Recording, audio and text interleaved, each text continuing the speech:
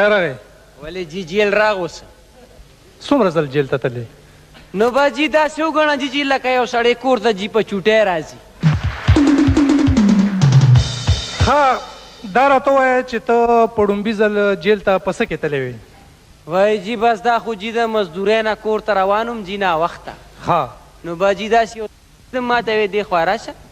ما یې جي ولې جي وې کوم خوا ته وې؟ ما جي مزدورۍ نه جي رالم غریب سړی یم جي.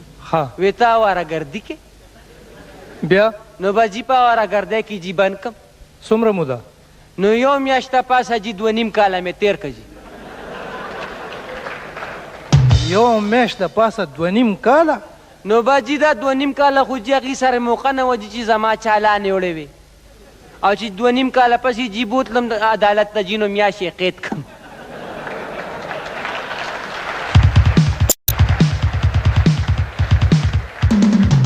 مطلب دا دی چې دا 2.5 کاله داسې په مفتو کې تېر کړو؟ بالکل جي خو زم جي خوشحالم جي را باپ مانګیو.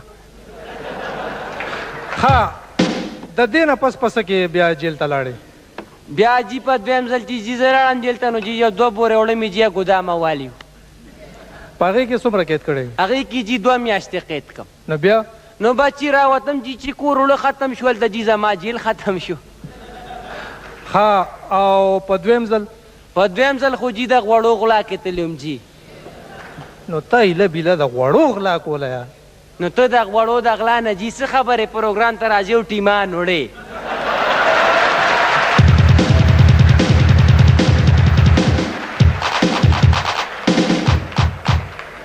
تپوس جي ما غوندې غریب سړي نه وکړه چې غوړي په سو ټیم نه داسې رسو پخېږي پرېږده مړه.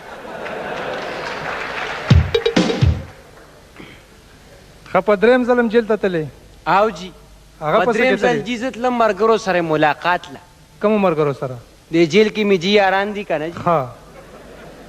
نو جي نه پرېښوستم سپوډنټ. بیا اوس په څه کوم جي څه به نه کوم جي خو چې ټنګ شو په دا مخ وي والو جي. بیا به جي هفته پکې قید کړم. د ملګرو ملاقات دې دغسې وکړو؟ بالکل جي. د دې نه بعد هم تلې جیل ته؟ او جي دا ځل تلیم جي خو ډېر په نیک کار کې جي تلیم. د نیکۍ په کار کې؟ نو به جي داسې کار و جي چې د اختر ورځ شپې وي جي او نه جي زما سپلی وې نه مې د بچو. بیا نو مې جي راشه د جمعې دا مونځ وکړه. ټیک شو جي چې د جمعې مونځ مې جي وکړه او جي څنګه د جومات نه بهر راووتم به جي پولیس پټه کوري وه. دا ولې؟ نو به جي 5 جوړه سپلی مې پټې کړی وې.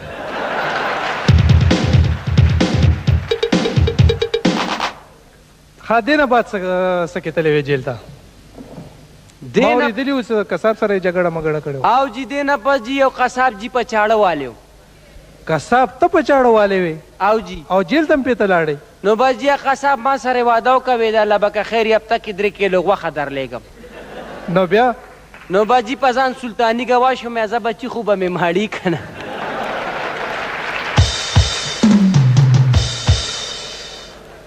دې نه پس دې جیل ته تلو ته خیال دی؟